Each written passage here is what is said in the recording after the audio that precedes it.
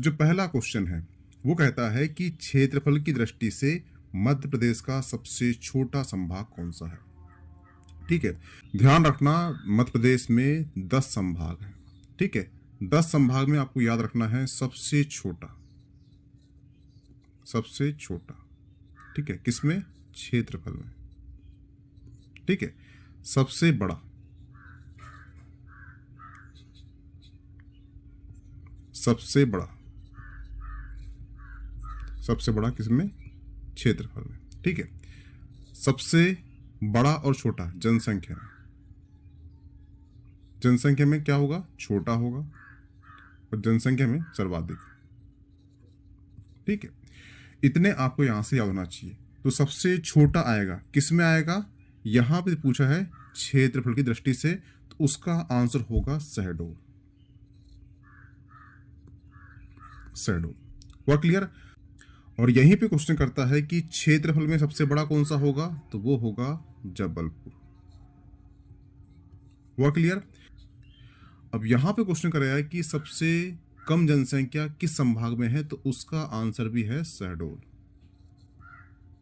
हुआ क्लियर? अगर यहीं पे क्वेश्चन करता है कि जनसंख्या में सबसे बड़ा संभाग कौन सा है, तो वो है इंदौर। हुआ क्लियर? तो यहां से आपको इतने क्वेश्चन बनना चाहिए। ठीक है, जैसे कि यहां से क्वेश्चन कर रहा है कि संभाग की संख्या कितनी है, तो वो है 10। ठीक है, संभाग में जो 10 संभाग है, इसमें सबसे छोटा संभाग कौन सा है क्षेत्रफल में, तो वो है शहडोल। जनसंख्या में सबसे छोटा संभाग कौन सा है, तो वो भी शहडोल है। सबसे बड़ा पूछेगा आपसे क्षेत्रफल में, तो वो है जबलपुर। सबसे बड़ा पूछेगा आपसे जनसंख्या में, तो वो है इंदौर। हुआ क्लियर? इतने फैक्ट आपको यहां से बनना चाहिए। इसका जो आंसर है, इसका आंसर होगा ऑप्शन डी, शहडोल। ठीक है, हुआ क्लियर? ये ध्यान रखना। और पूछता है कि जिले कितने हैं वर्तमान में एमपी में, तो वो है 55 जिले। 2023 में 2023 में 3 जिले बने हैं। वो 3 जिले कौन कौन से बने हैं, ये कमेंट बॉक्स में कमेंट करना। ठीक है, इसका जो आंसर मैं पहले बता चुका हूं इसलिए। नेक्स्ट क्वेश्चन है, निम्नलिखित में से मध्य प्रदेश के किस जिले की सीमा उत्तर प्रदेश को स्पर्श नहीं करती, बोल रहे हैं आप। ठीक है, तो ध्यान रखो, जब भी क्वेश्चन पढ़ना आप, तो वहां पे नहीं, हाँ, ये दोनों में ध्यान से पढ़ना। जैसे आप इसको तरीके से नहीं पढ़ते, बोलते उत्तर प्रदेश में लगती है, उसका आंसर होगा मुरैना यहाँ या भिंड, इसका यहाँ दिया आंसर टिक करके निकल जाते हैं। बिल्कुल ऐसा नहीं करना, ध्यान देना कि क्या पूछा है, नहीं है या है। एक बार क्वेश्चन आया था कि महात्मा गांधी का संबंध किस आंदोलन से नहीं है, तो बच्चों ने नहीं पढ़े ही नहीं है। पहला ही ऑप्शन था 1942 भारत छोड़ो आंदोलन, क्विट मूवमेंट, और लोगों ने उसको ही आंसर मानकर टिक कर दिया। और जब घर आके देखे तो वहां लिखा था नहीं है, तो उसमें छांटना था कि कौन सा महात्मा गांधी का संबंध किस आंदोलन से नहीं है। तो यहां पूछा है उसने उत्तर प्रदेश की सीमा किससे स्पर्श नहीं करती। ठीक है, तो यहां पे देखना आप कि जो श्योपुर है, ये है श्योपुर। ठीक है, यहां पर है भिंड, भिंड की सीमा लगती है यूपी से, ये लगती है। ठीक है, सतना, सतना है ये, इसकी सीमा लगती है यूपी से। शिवपुरी, ये है शिवपुरी, शिवपुरी सीमा लगती है यूपी से। ठीक है, अब बस्ता क्या है? श्योपुर। तो जो श्योपुर है, इसकी सीमा लगती है किससे? राजस्थान से। हुआ क्लियर? तो ये आपको बनना चाहिए।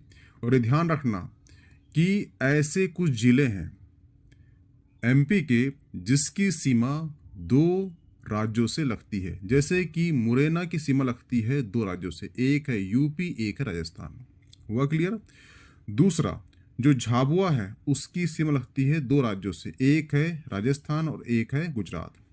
जो अलीराजपुर है, उसकी सीमा लगती है 2 राज्यों से, एक है इधर गुजरात और एक यहाँ पर है महाराष्ट्र। एक है बालाघाट, जहाँ से ये क्लास चल रही है, एक लगती है सीमा सीजी से, एक लगती है महाराष्ट्र से। ठीक है, एक है सिंगरौली, जिसकी सीमा 2 राज्यों से लगती है, एक है यूपी, एक है सीजी। ठीक है, तो ऐसे जिले कितने हो चुके हैं? वो हो चुके हैं मुरैना 1, झाबुआ 2, अलीराजपुर 3, बालाघाट 4, सिंगरौली 5। और ये ध्यान रखना कि जो शिवपुरी है, शिवपुरी की भी सीमा दो राज्यों से लगती है, एक है यूपी, एक है राजस्थान।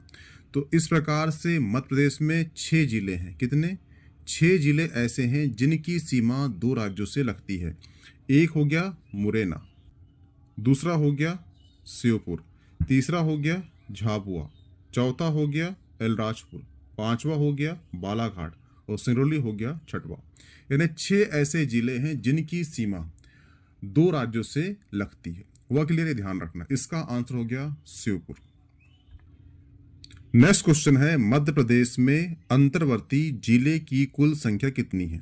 तो ध्यान रखना, मध्य प्रदेश में है 55 जिले। 55 जिलों में से ऐसे कितने जिले हैं पूछ रहा है जिनकी सीमा राजस्थान, यूपी, सीजी, महाराष्ट्र, गुजरात, राजस्थान इनसे साझा नहीं होती। ठीक है, उसे कहते हैं अंतर्वर्ती जिले, यानी कि जिनकी सीमा किसी अदर स्टेट से या अदर राज्यों से साझा नहीं होती या इस प्रश्न नहीं करती। ऐसे जिले को अंतर्वर्ती जिले कहते हैं। और ऐसे जिले जो हैं मध्य प्रदेश में कितने हैं? वो हैं 18। तो इसका जो आंसर है वो हो जाएगा 18, यानी कि ऑप्शन डी हो जाएगा। वह क्लियर? ये ध्यान रखना। अब यहाँ पे कमेंट बॉक्स में कमेंट करना कि ऐसे कितने जिले बसते हैं जिनकी सीमा यूपी, राजस्थान, गुजरात, महाराष्ट्र, सीजी से साझा होती है। उनकी संख्या कितनी है? ठीक है, क्योंकि ये क्वेश्चन कर चुका है उसने कि अंतर्वर्ती जिले पूछ चुका है, तो सिंपल सी बात है, अब वो पूछ ले कि ऐसे कितने जिले हैं मध्य प्रदेश में जिनकी सीमा अदर स्टेट से साझा होती, इस पर होती है। ठीक है, तो इसका आंसर हो जाएगा ऑप्शन डी। ऐसे 18 जिले हैं जिनकी सीमा किसी अदर स्टेट से नहीं लगती। नेक्स्ट क्वेश्चन है, निम्नलिखित में से किस जिले की सीमा राजस्थान से लगती है? तो ध्यान रखना, राजस्थान सीमा लगती है, यानी यहाँ से जो जिले शुरू होते हैं, ठीक है, एमपी के, उनकी सीमा लगती है किससे? वो लगती है राजस्थान से। वह क्लियर?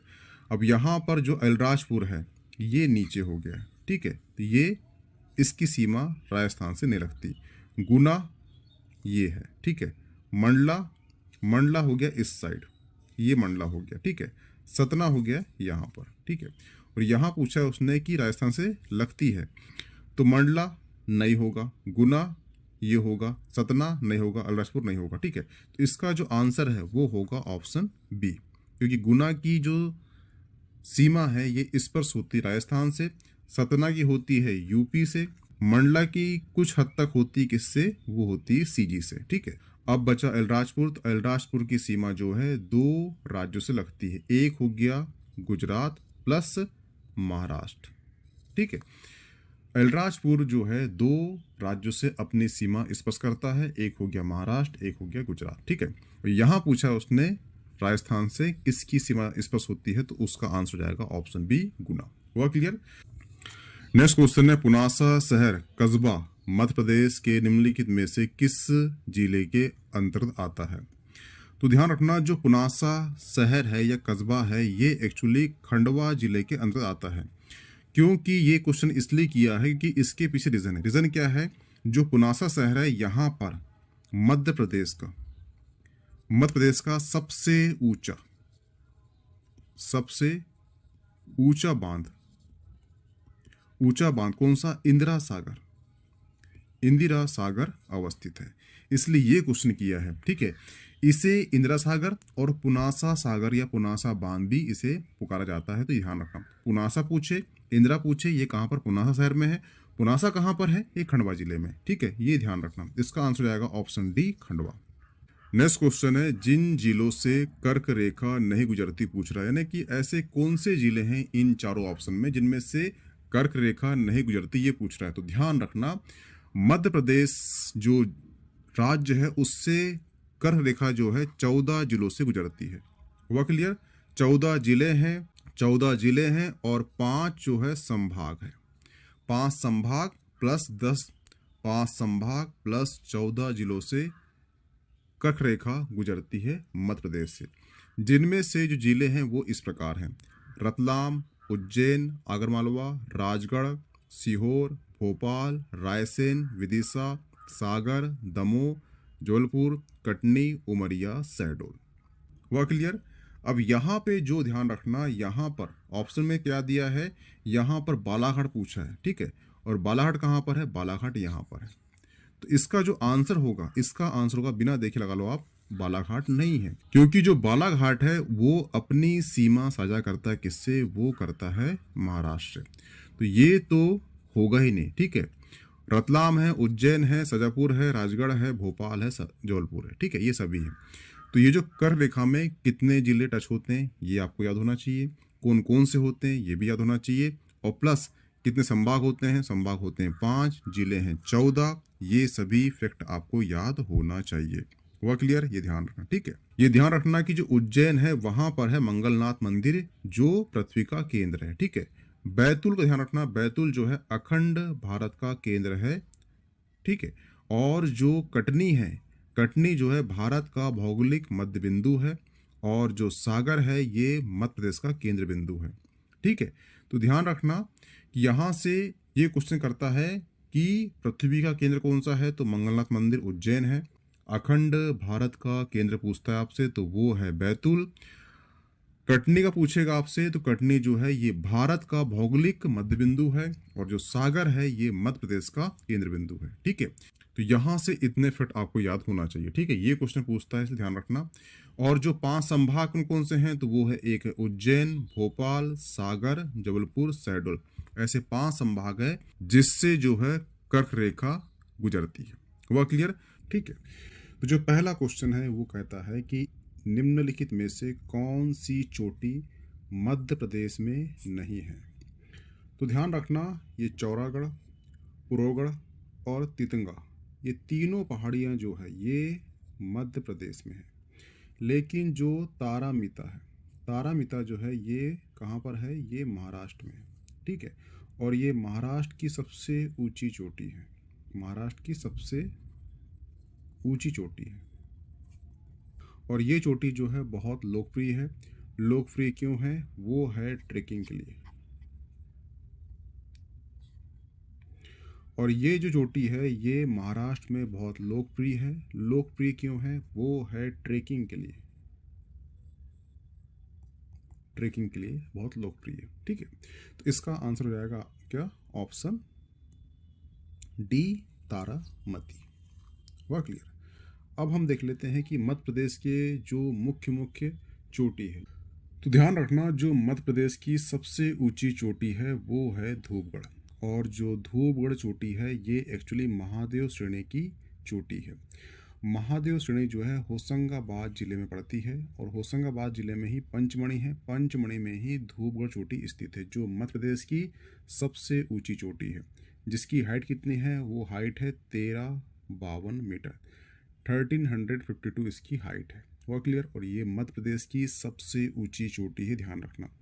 अगर हम बात करें मालवा की, तो मालवा पठार की सबसे ऊंची चोटी कौन सी है, वो है सिगार चोटी, जिसकी हाइट कितनी है, हाइट है 881। फिर बात करते हैं हम किसकी, बुंदेलखंड की। बुंदेलखंड की सबसे ऊंची चोटी है वो है सिद्ध बाबा, और इसकी हाइट है 1172 मीटर। हुआ क्लियर। और इसके बाद बात करते हैं किसकी, भांडेर श्रेणी की। भांडेर श्रेणी की सबसे ऊंची चोटी है गुडविल चोटी, और जो मैकाल श्रेणी की सबसे ऊंची चोटी है वो है अमरकंटक। इस प्रकार से मध्य प्रदेश की जो मुख्य मुख्य चोटी है समाप्त होती है। हुआ क्लियर। इसका जो आंसर होगा वो होगा तारामती। तारामती जो है ये महाराष्ट्र की सबसे ऊंची चोटी है, और ये बहुत लोकप्रिय है ट्रैकिंग के लिए। अब बची चौड़ागढ़, पुरोगढ़, तितंगा पहाड़ी, ये सभी पहाड़ी जो कहाँ की है, ये मध्य प्रदेश की है, ध्यान रखना। हुआ क्लियर। नेक्स्ट क्वेश्चन है, मध्य प्रदेश भारत के खालिस्तान भाग में स्थित है। ये बोल रहा है कि जो मध्य प्रदेश है ये भारत में कहाँ स्थित है। तो ध्यान रखना, ये है प्यारा भारत, ठीक है, और ये है एमपी, और यहाँ से निकलती है कर्क रेखा। तो मध्य प्रदेश जो है उत्तर में और मध्य में स्थित है। तो इसका आंसर हो जाएगा, मध्य प्रदेश जो है भारत के उत्तर मध्य में, कहाँ पर, उत्तर मध्य में स्थित है। तो इसका आंसर हो जाएगा ऑप्शन ए। हुआ क्लियर है, ध्यान रखना। जो मध्य प्रदेश है ये 5 राज्यों से अपनी सीमा साझा करता है, जैसे कि उत्तर में उत्तर प्रदेश, राजस्थान, ठीक है, गुजरात, महाराष्ट्र और छत्तीसगढ़। इस प्रकार से ये 5 राज्यों से अपनी सीमा साझा करता है। और सबसे लंबी सीमा साझा करता है वो कौन सा राज्य है, वो है उत्तर प्रदेश। उत्तर प्रदेश जो है इससे मध्य प्रदेश जो है सबसे लंबी सीमा साझा करता है। सवाल उठता है कि सबसे कम सीमा किस राज्य से साझा करता है, तो वो है गुजरात। हुआ क्लियर? इतने यहाँ से फिट बनेंगे। नेक्स्ट क्वेश्चन है, जिला मध्य भारत के पठार के अंतर्गत आता है। यहाँ बोल रहा है कि ऐसे कौन सा जिला है जो मध्य भारत के पठार में आता है। तो देखना, ये जो आपको दिख रहा है ये है मध्य भारत का पठार। हुआ क्लियर? और जो मध्य भारत पठार है यहाँ पर है। सिंपल सी बात है, जो खंडवा है खंडवा यहाँ पे आएगा, इंदौर भी यहाँ पे आएगा, जो बचा है सीधी सीधी यहाँ पे आएगा। ठीक है, इस प्रकार से खंडवा सीधी इंदौर तो नहीं होगा। अब बात चल रही इसकी मध्य भारत पठार की, तो ग्वालियर के आसपास क्षेत्र जो है ये मध्य भारत का पठार होगा। और इसके अंतर्गत जिला आएगा, वो जिले का नाम क्या है, वो जिले का नाम है शिवपुरी। ठीक है, शिवपुरी पड़ता है यहाँ पर। ठीक है, शिवपुरी ऐसा राज्य है जो यूपी से इधर और इधर जो है राजस्थान से अपनी सीमा साझा करता है। हुआ क्लियर? तो इसका आंसर हो जाएगा ऑप्शन ए। अगर हम बात करें मालवा के पठार की, तो मालवा का पठार जो है इसमें 18 जिले शामिल हैं। ठीक है, अगर हम बात करें मालवा जनजाति में कौन कौन सी जनजाति पाई जाती है, तो जनजाति कौन सी है, एक है भील जनजाति, कोरकू और भिलाला जनजाति।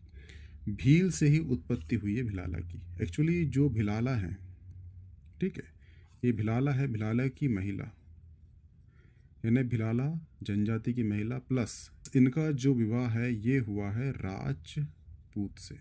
ठीक है, तो राजपूत हो गए पुरुष और भील महिला। ठीक है, इनसे जो संतानें उत्पन्न होगी वो कहलाएगी भिलाला। हुआ क्लियर? ये ध्यान रखना। तो भिलाला जो है ऐसे व्यक्ति कहलाते हैं जो माता, जिनकी माता जो है भील है और पिता जो है राजपूत है, उनसे संतान जो उत्पत्ति हुई है उसको भिलाला कहते हैं। ठीक है, और जो भील जाति है ये कहाँ पाई जाती है, मालवा में पाई जाती है, ध्यान रखना। हुआ क्लियर? इसका आंसर हो जाएगा ऑप्शन ए, शिवपुरी। और जो मालवा है इसकी सबसे ऊंची चोटी कौन सी है, तो सिगार चोटी है, जिसकी हाइट जो है 881 मीटर है। हुआ क्लियर? नेक्स्ट क्वेश्चन है, समुद्र तल से ऊंचाई के उपरोक्त धूपगढ़ की चोटी की ऊंचाई क्या है। तो ये क्वेश्चन कर रहा है कि जो धूपगढ़ है, जो धूपगढ़ है इसकी वो ऊंचाई पूछ रहा है कि ऊंचाई कितनी है। तो ध्यान रखना, जो मध्य प्रदेश है इसकी सबसे ऊंची चोटी कौन सी है, तो वो धूपगढ़ है। ठीक है, जिसकी ऊंचाई कितनी है, वो है 1352 मीटर इसकी ऊंचाई है। ठीक है, ये चोटी किसकी है, तो ये चोटी है महादेव पर्वत की चोटी है। ठीक है, और जो महादेव पर्वत है ये जो अवस्थित कहाँ पर है, तो ये है होशंगाबाद में। ठीक है, होशंगाबाद में ही पंचमढ़ी है। पंचमढ़ी में ही जो धूपगढ़ चोटी पाई जाती है, जिसकी हाइट जो है 1352 मीटर है। हुआ क्लियर? ध्यान रखना, मध्य प्रदेश की सबसे ऊंची चोटी पूछेगा तो उसका आंसर है धूपगढ़, जिसकी हाइट कितनी है, तो वो है 1352 मीटर। जो महादेव पर्वत की सबसे ऊंची चोटी, साथ साथ में मध्य प्रदेश की भी सबसे ऊंची चोटी है। हुआ क्लियर? इसका आंसर हो जाएगा ऑप्शन सी। तो इसका जो आंसर हो जाएगा ऑप्शन सी, क्योंकि 1352 के आसपास जो दिख रहा है ये ऑप्शन सी ही दिख रहा है। ठीक है, हुआ क्लियर? ये ध्यान रखना। ये पीपीटी ऐड कर दिया, इसमें बताया गया है कि जो महादेव श्रेणी है ये मध्य प्रदेश की सबसे ऊंची चोटी है, जिसकी हाइट जो है 1350 है। मालवा की सबसे ऊंची चोटी कौन सी है, वो है सिगार चोटी। बुंदेलखंड की सबसे ऊंची चोटी कौन सी है, तो वो है सिद्ध बाबा। और जो भांडेर श्रेणी है इसकी सबसे ऊंची चोटी है वो है गुडविल। और जो मैकाल श्रेणी है उसकी सबसे ऊंची चोटी है वो है कौन सी, अमरकंटक चोटी। वह क्लियर? ध्यान रखना। नेक्स्ट क्वेश्चन है, मध्य प्रदेश का उच्चतम बिंदु धूपगढ़ निम्नलिखित में से किस जिले में। मैं बता चुका हूँ कि जो धूपगढ़ है ये मध्य प्रदेश की सबसे ऊंची चोटी है, जो कहाँ पर है, ये महादेव पर्वत पर है। किस जिले में है, तो ये होशंगाबाद जिले में है। कहाँ पर है, तो ये पंचमढ़ी अवस्थित है, जिसकी हाइट कितनी है, वो है 1352 ये आए या फिर 1350 आए मीटर, ये इसका दोनों आंसर सही है। ठीक है, तो इसका आंसर हो जाएगा ऑप्शन डी, होशंगाबाद। होशंगाबाद की स्थापना किसने किया था, तो वो किया था होशंगा शाह ने। होशंग शाह कौन था? तो वो था अल्प खां था। अल्प खां कौन था? तो ये था दिलावर खां का बेटा था। दिलावर खां कौन था? तो दिलावर खां जो है मालवा में प्रथम मुस्लिम शासक था जिसने मालवा में एक स्वतंत्र मुस्लिम शासन की स्थापना की। हुआ क्लियर? इसका आंसर हो जाएगा ऑप्शन डी। नेक्स्ट क्वेश्चन है, त्रिकुट पहाड़ियाँ कहाँ स्थित है? तो ध्यान रखना, जो त्रिकुट पहाड़ियाँ हैं, ठीक है, ये कहाँ अवस्थित है? तो ये है सतना में। सतना में अवस्थित है और यहीं पर ये पहाड़ी अवस्थित है। ये पहाड़ी क्यों इम्पोर्टेंट है या महत्वपूर्ण है? तो उसके पीछे है सतना की एक तहसील है। तहसील कौन सी है? वो है मैयर। ठीक है, मैयर मंदिर है कौन सा? माँ शारदा का। शारदा का मंदिर है और शारदा का जो मंदिर है वो त्रिकुट पहाड़ी में ही अवस्थित है। इसलिए ये जो पहाड़ी है आपके लिए महत्वपूर्ण हो जाती है। ठीक है, जिस प्रकार देखना कि ये है मध्य प्रदेश, ये है मेब, ठीक है, और ये है सतना। सतना में ही त्रिकुट चित्रकूट सब है। ठीक है, और यहीं पर ही राम पथ बनाया जा रहा है वर्तमान में। हुआ क्लियर? तो इसका आंसर हो जाएगा ऑप्शन सी, मैहर। हुआ क्लियर? ही ध्यान रखना। नेक्स्ट क्वेश्चन है, मालवा क्षेत्र में सबसे महत्वपूर्ण शहर कौन सा है? तो मालवा क्षेत्र का सबसे महत्वपूर्ण शहर कौन सा है? तो वो सांस्कृतिक रूप से देखो या आर्थिक रूप से देखो, ये दो जिले पड़ते हैं। तो एक है कौन सा? उज्जैन, और एक है इंदौर। इसका आंसर होगा ऑप्शन बी। उज्जैन और इंदौर ऐसे दो जिले हैं जो मालवा के सबसे महत्वपूर्ण शहर माने जाते हैं। ठीक है, तो इसका आंसर हो जाएगा ऑप्शन बी। जो मालवा है उसकी बात की जाए तो इसमें 18 जिले अवस्थित हैं। हुआ क्लियर? तो इसका आंसर हो जाएगा ऑप्शन बी। नेक्स्ट क्वेश्चन है, भोपाल बसा है। भोपाल कहाँ बसा है? भोपाल जो है 5 पहाड़ियों के बीच में बसा है। तो इसका आंसर हो जाएगा 5 पहाड़ी। ठीक है, तो 5 पहाड़ी कौन सी है? तो उसमें एक पहाड़ी है श्यामला हिल्स। श्यामला हिल्स, ठीक है। दूसरी पहाड़ी है वो है नेवोरी। ठीक है, तीसरी पहाड़ी है वो है अरेरा हिल्स। चौथी पहाड़ी है वो है कटेरा हिल्स। ठीक है, और पांचवी पहाड़ी है वो है ईदगाह हिल। इस प्रकार से जो 5 पहाड़ी है इसमें बसा है कौन सा? भोपाल। ठीक है, और एक क्वेश्चन पूछता है हिस्ट्री में कि आधुनिक भोपाल का जनक किसे कहते हैं? तो वो कहते हैं दोस्त मोहम्मद खान को। हुआ क्लियर? तो इसका जो आंसर होगा वो होगा ऑप्शन बी। नेक्स्ट क्वेश्चन है, खालिस्तान मध्य प्रदेश के साथ अपनी सीमा साझा नहीं करता। तो ध्यान रखना, जो मध्य प्रदेश है ये बीच में है। ठीक है, मध्य प्रदेश से सीमा लगाता है कौन? उत्तर प्रदेश, राजस्थान, गुजरात, महाराष्ट्र और छत्तीसगढ़। ठीक है, यहाँ पर आपको दिख रहा है यहाँ पर बिहार। हुआ क्लियर? और बिहार आपको यहाँ दिख रहा है। तो जो बिहार है वो पश्चिम बंगाल से, झारखंड से, उत्तर प्रदेश से, नेपाल से अपनी सीमा साझा करता है, लेकिन मध्य प्रदेश से अपनी सीमा साझा नहीं करता। तो इसका आंसर हो जाएगा ऑप्शन सी, बिहार। हुआ क्लियर? नेक्स्ट क्वेश्चन है, जिन जिलों से कर्क रेखा नहीं गुजरती पूछ रहा है। ठीक है, तो ध्यान रखना, ये दिख रही है आपको रेड कलर की, ये है कर्क रेखा, और ये है रतलाम, उज्जैन, आगरमालवा, राजगढ़, सीहोर, भोपाल, विदिशा, रायसेन, सागर, दमोह, कटनी, जबलपुर, उमरिया, शहडोल। 14 जिलों से कर्क रेखा गुजरती है। तो इसका जो आंसर होगा वो होगा ऑप्शन डी, इंदौर और बालाघाट से ये नहीं गुजरती। तो इसका आंसर हो जाएगा ऑप्शन डी। ठीक है, इसके साथ ही कुछ फैक्ट है ध्यान रखना। अगर आपसे क्वेश्चन करता है कि पृथ्वी का केंद्र क्या है, तो वो है उज्जैन में मंदिर कौन सा है? वो है मंगलनाथ मंदिर। कौन सा? मंगलनाथ मंदिर है वो पृथ्वी का केंद्र है। अगर क्वेश्चन आपको ये आता है कि अखंड भारत जब था, जब भारत में नेपाल, काबुल, अफगानिस्तान, वियतनाम, इंडोनेशिया तक भारत फैला था, इसे कहते थे अखंड भारत। अखंड भारत का जो केंद्र था वो था बैतूल।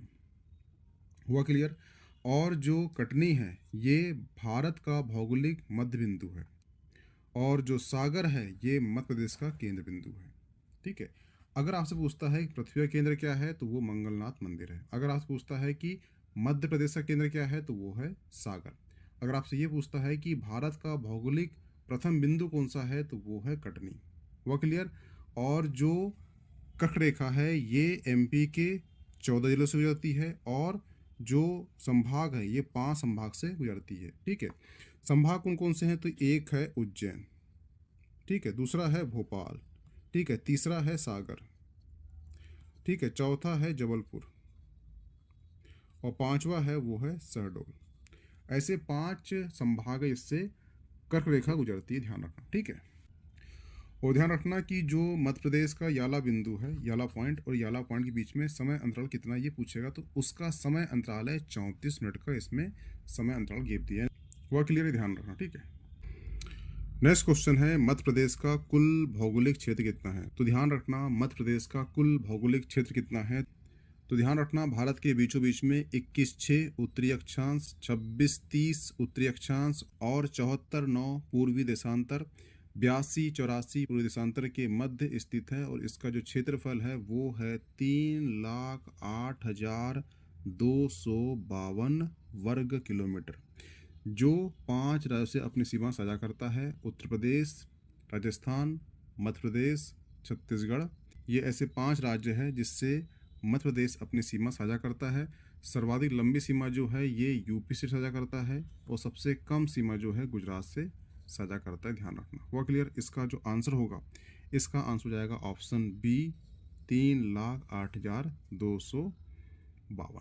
ठीक है, ये अपडेट हो चुका है इसलिए डाटा पुराना है, इस ध्यान रखना। ठीक है, इसका आंसर यही होगा।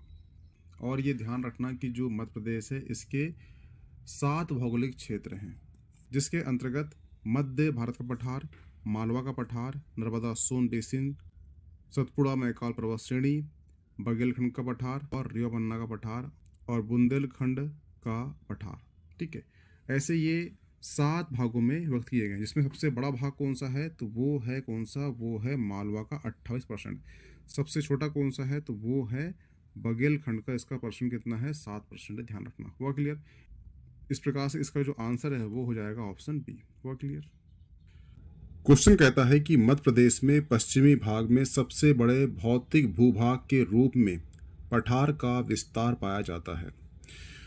तो आप देख पा रहे हो कि ये है मध्य प्रदेश। ठीक है, ये हो गया पूर्वी भाग और ये हो गया पश्चिमी भाग, ये हो गया उत्तरी और ये हो गया दक्षिणी। ठीक है, अगर हम चारों क्षेत्रों की बात करें तो इसमें सबसे बड़ा जो भाग है, ठीक है, वो किसका है, तो वो है मालवा का पठार, जिसका जो परसेंट है वो है 28%। ठीक है, और ये मध्य प्रदेश का सर्वाधिक बड़ा पठार है। सबसे बड़ा पठार कौन सा है, ये मालवा का पठार है। तो इसका जो आंसर होगा, इसका आंसर हो जाएगा ऑप्शन डी, मालवा का पठार। हुआ क्लियर? तो क्वेश्चन आपको आएगा कि सबसे बड़ा भाग कौन सा है एमपी का, तो वो है मालवा का पठार, जो कुल मध्य प्रदेश का 28% भाग घेरे हुए है। ठीक है, सबसे बड़ा हो गया है तो क्वेश्चन ये उठता है कि सबसे छोटा भौतिक भूभाग कौन सा है, तो वही देखिए आप बघेलखंड। बघेलखंड जो है ये 7% भाग को घेरे हुए है मध्य प्रदेश का। सबसे छोटा पूछेगा तो वो है बघेलखंड, सबसे बड़ा पूछेगा तो वो है मालवा। यहाँ से 2 जो फैक्ट है आपको याद होना चाहिए, सबसे बड़ा पूछेगा तो वो है बघेलखंड, सबसे छोटा पूछेगा तो वो है मालवा का पठार। हुआ क्लियर? अगर बात की जाए इन दोनों पठारों के सबसे ऊंची चोटी की, तो जो मालवा की सबसे ऊंची चोटी है वो है सिगार चोटी, जिसकी हाइट कितनी है, हाइट है 881 मीटर। हुआ क्लियर? क्वेश्चन में पूछता है कि मालवा की सबसे ऊंची चोटी कौन सी है, तो सिगार चोटी है। कितनी हाइट है, तो 881 हाइट है। अगर क्वेश्चन ये पूछता है कि मध्य प्रदेश की सबसे ऊंची चोटी किस जिले में स्थित है, तो वो है होशंगाबाद जिले में। कहाँ पर स्थित है, तो पंचमढ़ी में स्थित है। क्या नाम है, तो धूपगढ़ नाम है। कितनी हाइट है, तो 1352 मीटर इसकी हाइट है। हुआ क्लियर? अब हम समझते हैं कि मालवा का पठार क्या है। तो ध्यान रखना, जो मालवा का पठार है ये मध्य प्रदेश के कुल भूभाग का क्षेत्र घेरा हुआ है, कितना, वो है 28%। हुआ क्लियर? इसके निर्माण की बात की जाए तो इस पठार का निर्माण जो है ज्वालामुखी उद्गार से निकले लावा से हुआ है, जिसमें दक्कन ट्रेप की बेसाल चट्टानें पाई जाती है, जिससे ब्लैक मट्टी यानी काली सॉइल का निर्माण हुआ है, जिसमें 3 काली मिट्टी होती है, 3 प्रकार की, गहरी, छिछली और साधारण। ठीक है, इसलिए। और जो काली मिट्टी होती है ये एक्चुअली किस लिए यूज होती है, कपास की खेती के लिए यूज होती है। इसलिए आप देखना गुजरात, महाराष्ट्र और जो मध्य प्रदेश है यहाँ पर कपास की खेती सर्वाधिक होती है। अगर बात की जाए मालवा की चोटी की, तो सबसे ऊंची चोटी कौन सी है, तो वो है सिगार चोटी। इसका नाम क्या है, सिगार चोटी है, जिसकी हाइट जो है 881 है। ठीक है। जनजाति की बात की जाए तो जनजाति पाई जाती है यहाँ पर कौन सी, भील जनजाति, कोरकू और भिलाला। तो ध्यान रखना जो भील है उनकी होती है महिला, भील महिला प्लस राजपूत। राजपूत जो पुरुष होंगे इन दोनों के बीच में विवाह होगा, इनसे जो पुत्र होगा, ठीक है, जो संतानें होगी वो कहलाती है भिलाला। यानी भील से ही भिलाला निकले हैं, परंतु यहाँ पे महिला भील होगी और राजपूत पुरुष होंगे, इनके बीच में जो विवाह संबंध होगा, इनसे संतानें जो पैदा होगी उसे कहते हैं भिलाला। ठीक है। तो ये ध्यान रखना, ये क्वेश्चन कर चुका है कि भिलाला कौन कहलाते हैं, तो राजपूत पुरुष और भील महिला से उत्पन्न संतानें भिलाला कहलाती है। हुआ क्लियर। अगर बात की जाए मालवा पठार का जो विस्तार है ये मध्य प्रदेश के 18 जिलों में विस्तारित है। ठीक है, जिसमें इंदौर, उज्जैन, भोपाल, धार, गुना आदि, रतलाम शामिल है। हुआ क्लियर, ये ध्यान रखना। अगर बात की जाए जलवायु की, जलवायु जो है मालवा की सबसे सर्वश्रेष्ठ जलवायु किसने कहा था, ये कहा था फाहियान ने। फाहियान ने कहा था कि विश्व की सर्वश्रेष्ठ जलवायु की संज्ञा दी थी किसे, फाहियान ने, किसे, मालवा की जलवायु को। अगर आप कभी इंदौर में रहो तो इंदौर में बहुत ज़्यादा गर्मी, बहुत ज़्यादा ठंड, बरसात आपको देखने नहीं मिलेगी। यहाँ की सम जलवायु। ऐसा क्यों, क्योंकि उसकी दूरी जो है समुद्र से नज़दीक में है। जो भी क्षेत्र समुद्र के करीब में होता है वहाँ की जलवायु सम कहलाती है। ना ज़्यादा गर्मी, ना ज़्यादा ठंडी, ना बरसात। जैसे आप रह जाओ बालाघाट में, रीवा, पन्ना में, ठीक है, पठार में, तो यहाँ पे जलवायु पाई जाती है महाद्वीपीय जलवायु। और जहाँ पर भी महाद्वीपीय जलवायु पाई जाती है वहाँ पे सर्वाधिक गर्मी होगी, सर्वाधिक वर्षा होगी और सर्वाधिक ठंड होगी। हुआ क्लियर। तो क्वेश्चन आपको ये आएगा कि विश्व की सर्वश्रेष्ठ जलवायु किसने संज्ञा दी थी, तो उसका नाम है फाहियान। फाहियान कौन था, तो ये चीनी यात्री था। मालवा जलवायु कैसी है, तो ये सम जलवायु है। सम का मतलब ना ठंड, ना वर्षा, ना गर्मी, सभी समान रहेगी। हुआ क्लियर। ठीक है। अगर बात की जाए नदी की, तो यहाँ पे चंबल, छिपरा, कालीसिंध, बेतवा, पार्वती नदी मालवा पठार में बहती है। और ये ध्यान रखना कि जो छिपरा है, छिपरा के नजदीक में कौन सा शहर है, वो है उज्जैन। ठीक है। और उज्जैन में ही 12 जो ज्योतिर्लिंग है उसमें से एक महाकाल मंदिर यहाँ पर भी है। हुआ क्लियर। क्वेश्चन ये करता है कि उज्जैन किस नदी किनारे है, तो छिपरा, क्योंकि यहाँ पे लगता है अर्धकुंभ। तो अर्धकुंभ में कहाँ नहाओगे आप, नदी में नहाओगे। नदी कौन सी होगी, छिपरा की नदी होगी। हुआ क्लियर, ये ध्यान रखना। ठीक है। बात की जाए मिट्टी की, ध्यान रखना कि जो मालवा का पठार है इसका निर्माण जो है बेसाल्ट चट्टानों के क्षरण से हुआ है। और जहाँ पे बेसाल्ट चट्टानें होती है वहाँ पे मिट्टी बनती कौन सी, बनती काली मिट्टी। तो मिट्टी भी जो है 3 टाइप की होती है यहाँ पर। कहाँ पर, काली मिट्टी। एक है गहरी काली मिट्टी, एक है साधारण काली मिट्टी और एक है छिछली काली मिट्टी। हुआ क्लियर। 3 टाइप मिट्टी पाई जाती है यहाँ पे। कौन सी, काली मिट्टी। और काली मिट्टी जो है ये कपास की खेती के लिए उपयुक्त होती है। तो कपास कहाँ पे होगा, जहाँ पे काली मिट्टी होगी। काली मिट्टी कहाँ पर है, गुजरात, महाराष्ट्र और एमपी का पश्चिमी भाग। हुआ क्लियर। ये ध्यान रखना कि जो मालवा का पठार है यहाँ पर गेहूं जो है अत्यधिक होता है, इसीलिए मालवा को गेहूं की डलिया के नाम से जाना जाता है। कभी क्वेश्चन आपको आ जाए कि गेहूं की डलिया के नाम से किसे जाना जाता है, तो वो है मालवा का पठार। और मालवा का पठार ही सर्वाधिक क्षेत्र घेरे हुए है मध्य प्रदेश का। कितना, 28%। इसलिए सबसे बड़ा पठार कौन सा है, ये मालवा का पठार है, जिसे गेहूं का डलिया के नाम से संज्ञा दी गई है। हुआ क्लियर, ये ध्यान रखना। तो यहाँ पे जो है आपके मालवा संबंधी जितने क्वेश्चन आते हैं ये सारे खत्म हो चुके हैं। ठीक है। अब चलते हैं नेक्स्ट क्वेश्चन में। जो नेक्स्ट क्वेश्चन है वो कहता है कि मध्य प्रदेश में पन्ना जिले में हीरे की प्राप्ति किस प्रकार की चट्टानों से होती है। तो ध्यान रखना जो हीरे की प्राप्ति है ये मध्य प्रदेश में पन्ना जिले से कुड़प्पा चट्टानों से, ऑप्शन सी, कुड़प्पा चट्टानों से प्राप्त होती है। अब सवाल ये उठता है कि कडप्पा चट्टान जो है इसका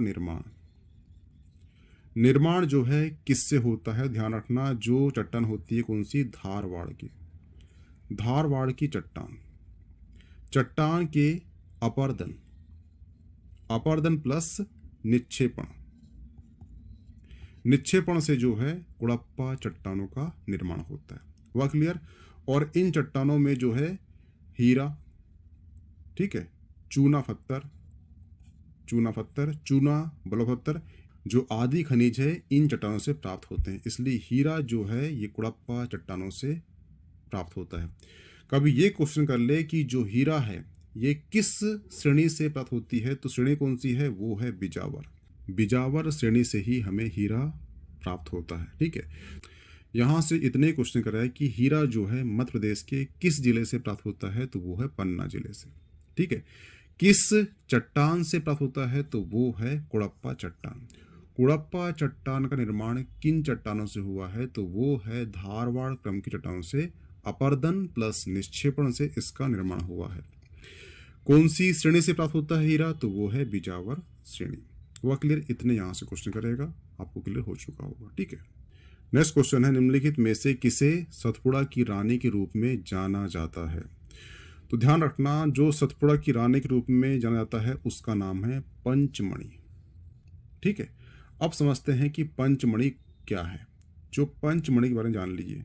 पंचमणि जो है आपके मध्य प्रदेश की ये पर्यटन की राजधानी। तो पहला क्या बनेगा, क्वेश्चन आएगा कि जो पंचमणि है ये पर्यटन की क्या है, राजधानी है, पर्यटन की राजधानी।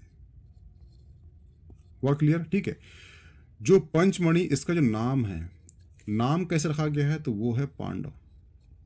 पांडव थे जो महाभारत में पांडव थे, यहाँ आके रुके थे, इसी कारण से 5 पांडव थे, 5 भाई थे, इसलिए इसका नाम जो है पंचमणि रखा गया है।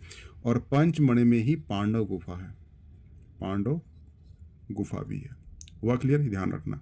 ठीक है, इसकी खोज कब हुई थी, तो इसकी खोज हुई थी 1858 में हुई थी। किसने किया था, तो वो किया था जेम्स फोर्टिस। जेम्स फोर्टिस नाम का कोई अंग्रेज था जिसने इसकी खोज की थी, कब, 1858 में। ठीक है, जो पंचमणि है इसे कहते हैं मध्य प्रदेश का स्वर्ग कहते हैं।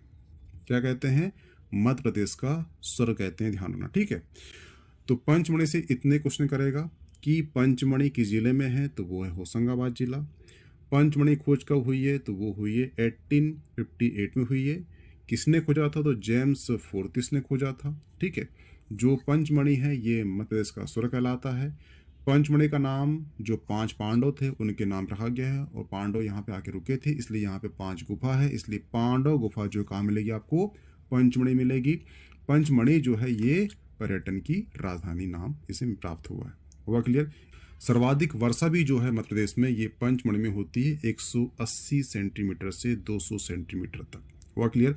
एक फैक्ट याद रखना, जो महादेव है, कौन सा, महादेव पहाड़ी,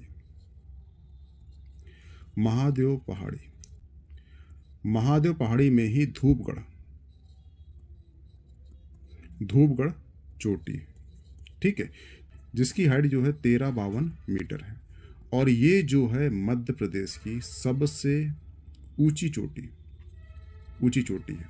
ठीक है, तो ये भी कहाँ पर है, ये भी जो है पंचमणि में स्थित है। क्वेश्चन ये भी बनता है कि मध्य प्रदेश की सबसे ऊंची चोटी कौन सी है, तो वो है धूपगढ़, जिसकी हाइट कितनी है, तो हाइट है 1352 मीटर। जो कहाँ पर है, ये महादेव पहाड़ी में है। जो किस स्थान पर है, तो ये होशंगाबाद जिले में है, परंतु होशंगाबाद में कहाँ पर है, तो ये पंचमणि में है। हुआ क्लियर।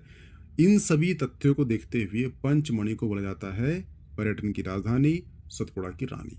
हुआ क्लियर। ये सारे फैक्ट जो है आपके एग्जाम पॉइंट ऑफ से महत्वपूर्ण है, इसे नोट डाउन कर लेना। अगर नोट डाउन ना भी कर पाओ तो इसकी जो पीडीएफ है आपको मिल जाएगी मीमांसा एकेडमी के टेलीग्राम ग्रुप में, तो प्लीज ज्वाइन कर लीजिए उसे, वहां से इसे डाउनलोड कर लीजिए, इसका प्रिंट आउट निकाल लीजिए, ऐसे पढ़िए, कोई दिक्कत नहीं। हुआ क्लियर।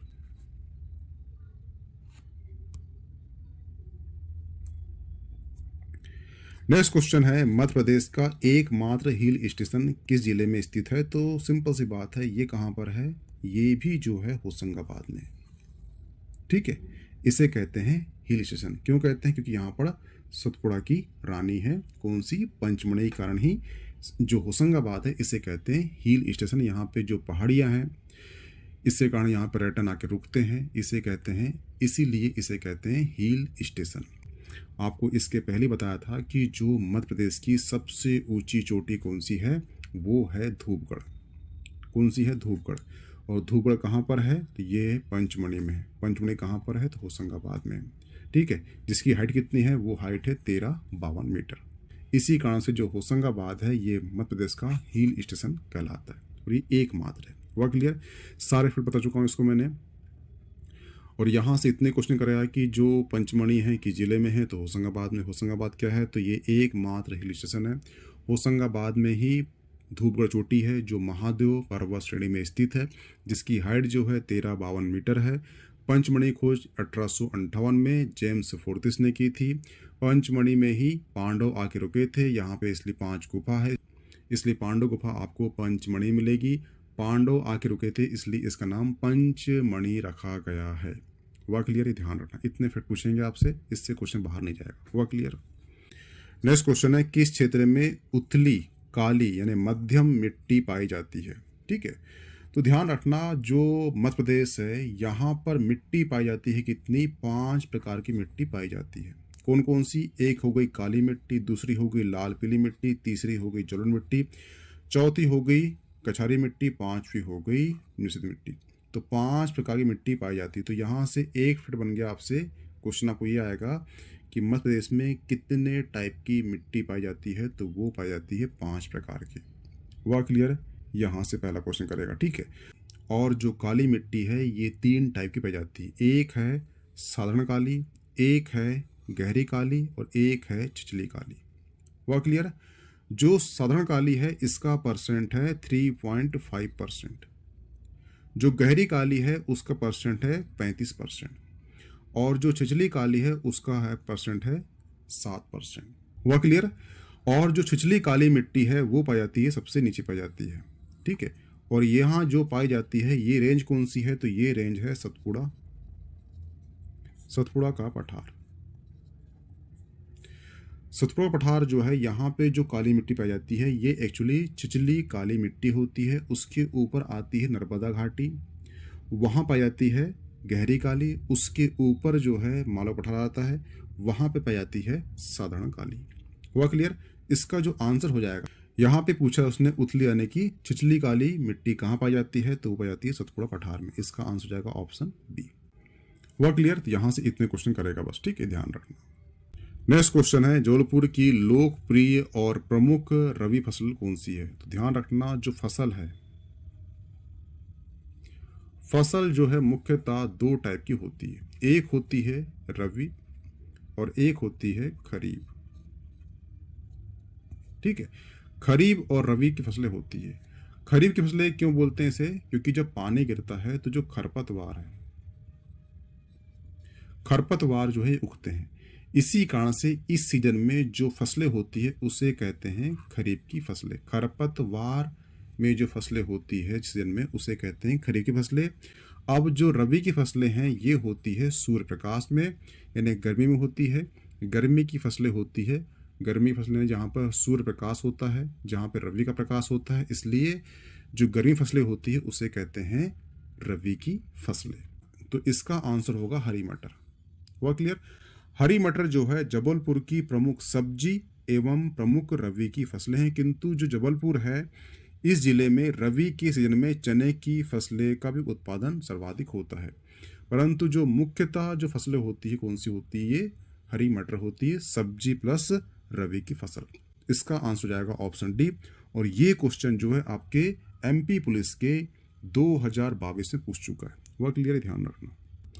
अगर बात की जाए जबलपुर की, जबलपुर जो है ये मध्य प्रदेश ही कहलाती है, सांस्कृतिक राजधानी कहलाती है। क्या कहलाती है? सांस्कृतिक राजधानी कहलाती है जबलपुर।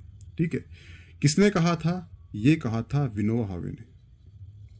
विनोबा भावे भी एक समाज सेवी, उन्होंने कहा था। इनका नाम था आचार्य विनोबा भावे। भावे ने कहा था किसे? जबलपुर को सांस्कृतिक राजधानी कहा था। क्यों कहा था? उसके पीछे रीज़न था यहाँ पे गोंड राजाओं और मराठा राजाओं का जो सांस्कृतिक की एकता दिखती, इसलिए। हुआ क्लियर?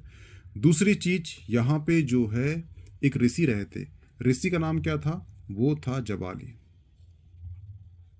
जो जबाली ऋषि है वो यहाँ पर नर्मदा जो नदी है उसके तट के किनारे थे, इसलिए इनके नाम पर ही इसका नाम पड़ा है जबलपुर। जबाली ऋषि के नाम पर ही जबलपुर नाम रखा गया है, ये ध्यान रखना। क्वेश्चन एक बार ये भी आ चुका है कि जबलपुर का नाम जबलपुर क्यों है? क्योंकि यहाँ पर नर्मदा नदी है, उस नर्मदा नदी के तट पर रहते थे जबाली ऋषि। जबाली ऋषि का निवास स्थल होने के कारण ही जबलपुर का नाम जो है जबलपुर रखा गया है। किसके नाम पर? जबाली ऋषि के नाम पर। ये क्वेश्चन एक बार आ चुका है, वह क्लियर, ध्यान रखना, ठीक है। यहाँ से इतने क्वेश्चन करेगा कि जो मध्य प्रदेश है उसकी जो सांस्कृतिक राजधानी कौन सी है, तो वो है जबलपुर। किसने कहा था? तो वो कहा था आचार्य विनोबा भावे ने कहा था। ये कौन थे? तो ये एक इतिहास में समाज सेवी रहे हैं। जबलपुर का नाम जो है ये जबाली ऋषि के नाम पर रखा गया है। क्यों रखा गया? कि जबाली ऋषि जो हैं नर्मदा नदी के तट में रहते थे, इनका निवास स्थल होने के कारण ही जबलपुर का नाम जो है जबाली ऋषि के नाम पर जबलपुर रखा गया है। और यहीं पर ही मराठे और गोंडवाना जो राजवंश है यहाँ शासन किया है, उनकी स्थापत्य कला है। इन सभी तत्वों को देखते हुए जो आचार्य विनोबा भावे ने जबलपुर को सांस्कृतिक राजधानी कहा था मध्य प्रदेश की। हुआ क्लियर? ध्यान रखना, ठीक है। यहाँ से इतने क्वेश्चन करेगा, इससे बाहर नहीं जाएंगे। नेक्स्ट क्वेश्चन है, बालाघाट जिले का छत्तीसगढ़ का मैदान कृषि जलवायु क्षेत्र को कवर करता है। ध्यान रखना, जो बालाघाट जिले का छत्तीसगढ़ का मैदान है ये चावल जलवायु को कवर करता है, तो इसका आंसर हो जाएगा ऑप्शन सी। अगर आप देखो तो ये जो क्षेत्र दिख रहा है आपको, ये है बालाघाट, ठीक है। और ये जो मैदान है पूरा, ये सीजी का मैदान है। और बालाघाट में सर्वाधिक होता है चावल। चावल क्यों होता है? कि यहाँ मिट्टी पाई जाती है, कौन सी? लाल पीली मिट्टी, लाल प्लस पीली मिट्टी, पीली मिट्टी पाई जाती है। लाल क्यों? क्योंकि इसमें लोहे की अधिकता होती है, इसलिए। पीली क्यों? क्योंकि इसमें होता है फेरिक ऑक्साइड अधिक होता है, इसलिए इसका कलर पीला होता है। वह क्लियर? क्वेश्चन भी करता है कि पीला क्यों है? क्योंकि फेरिक ऑक्साइड है। लाल क्यों है? कि लोहा है। वह क्लियर? ये मिट्टी में जो है क्या होता है? चावल होता है, ठीक है। और चावल जो है मुख्य फसल है कहाँ की? बालाघाट की। अगर आपने करंट में पढ़ा होगा चिन्नौर का चावल को जीआई टैग मिल चुका है, ठीक है। और जो चिन्नौर का चावल जो उत्पादित होता है जिसे जीआई टैग मिल चुका है, ये भी कहाँ का है? बालाघाट का है। हुआ क्लियर? क्योंकि यहाँ पे जो मिट्टी पाई जाती है वो पाई जाती है लाल पीली मिट्टी, और लाल पीली मिट्टी में जो है चावल का उत्पादन सर्वाधिक होता है या उपयुक्त होती है चावल के उत्पादन के लिए। हुआ क्लियर? और जो चिन्नौर चावल है जिसे जीआई टैग मिल चुका है वो भी बालाघाट का ही चावल है, जिसे जीआई टैग मिल चुका है, इसका नाम दिया गया है चिन्नौर का चावल।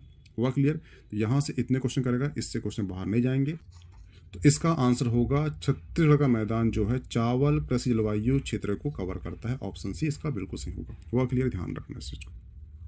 नेक्स्ट क्वेश्चन है, कोमोर पठार सतपुड़ा पहाड़ी क्षेत्र कृषि जलवायु क्षेत्र निम्नलिखित में से किस जिले को कवर करता है?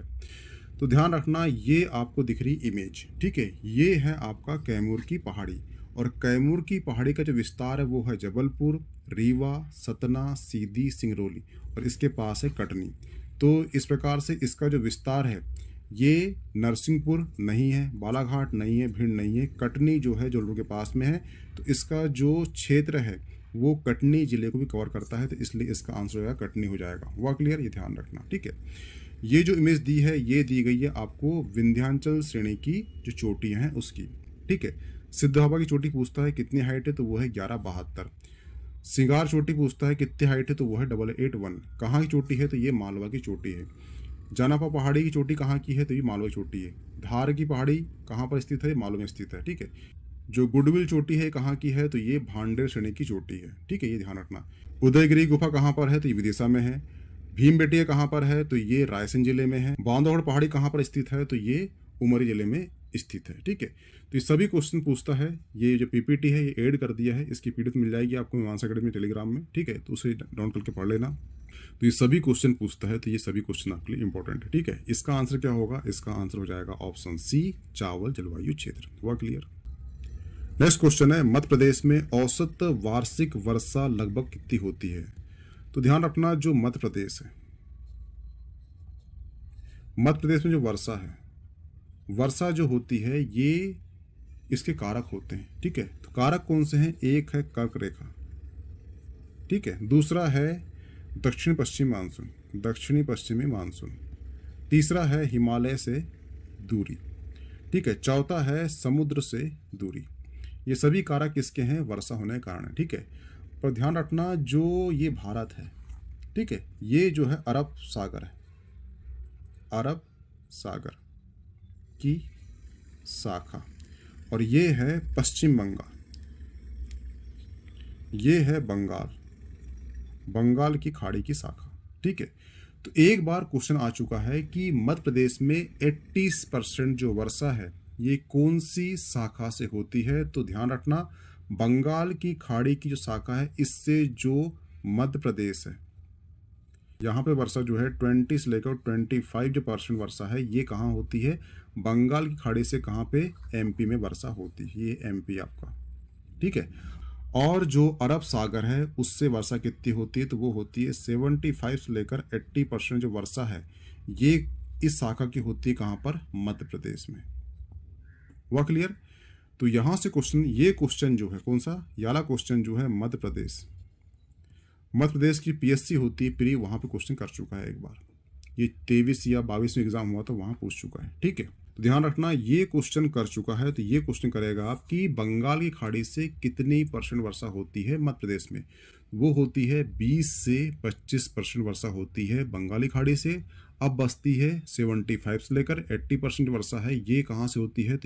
ये होती है अरब सागर की शाखा से वर्षा होती है। कहाँ? मध्य प्रदेश में। हुआ क्लियर? तो ध्यान रखना, ठीक है। अगर आपसे क्वेश्चन करता है कि सर्वाधिक वर्षा, सर्वाधिक जो वर्षा है ये किस जिले में होती है? तो ये होती है होशंगाबाद में, ठीक है। अगर आपसे पूछेगा सबसे कम वर्षा, कम वर्षा कहाँ पे होती है? तो ये भिंड में होती है, ठीक है। और पूछेगा औसतन वर्षा ये कितनी है एमपी में? तो उसका आंसर कितना है? 45 से लेकर 55 जो है औसतन वर्षा होती है। कहाँ पर? ये मध्य प्रदेश में होती है। और इसमें से भी जो है 58%, 58% जो वर्षा है ये जून से लेकर सितंबर में होती है। और जो 15% वर्षा है ये कब होती है? ये चक्रवाती वर्षा होती है। हुआ क्लियर? तो ये भी जो दो फैक्ट है कौन से? 58 और 15%। ये क्वेश्चन भी पूछ सकता है, क्वेश्चन करेगा कि ये कौन सी वर्षा होती है? ये होती है चक्रवात, चक्रवात वर्षा, ठीक है।